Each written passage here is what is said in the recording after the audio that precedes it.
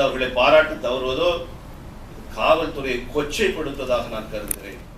ஆகையினால் வீரப்பனுக்கு என்னெல்லாம் வீரப்பன் பிடிக்கப்பட்ட போது என்னெல்லாம் செய்தார்களோ அதை விட அதிகமான பாராட்டுகளும் ப்ரொமோஷனும் இந்த அதிகாரிகளுக்கு கொடுக்க வேண்டும் என்று நான் கேட்டுக்கொள்கின்றேன்.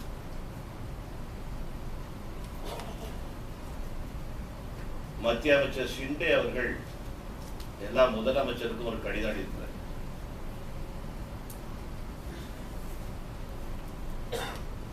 வழக்குகளில் முஸ்லிம் இளைஞர்களை, அப்பாவி இளைஞர்களை கைது செய்வது கூடாது. புரியல அப்படின்னா கிறிஸ்தவ இளைஞர்கள் பிடிச்சு விட சொல்லலாமா? பௌத்த சீக்கிய மதத்தில் உள்ளவங்களை பிடிச்சு விட வைக்கலாமா? இளைஞர்கள் வைக்கலாமா? இந்து இளைஞர்கள், அப்பாவி இளைஞர்களை பிடிச்சி சிறையில் வைக்கலாமா? கைது செய்யலாமா? ஒரு வழக்கிலே கைது செய்யப்படக்கூடியவர்கள் குற்றவாளி என்று எப்போது நிரூபிக்கப்படும்? வழக்கு முடிந்த பின்பாகத்தானே நிரூபிக்கப்பட முடியும்.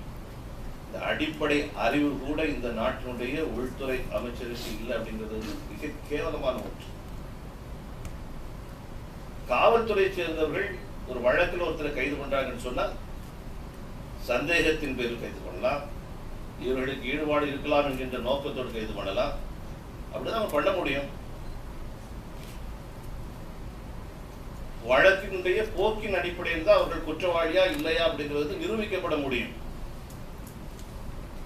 அவர் சொல்லியிருக்கக்கூடியது முஸ்லிம் இளைஞர்களை கைது செய்யாதீர்கள்.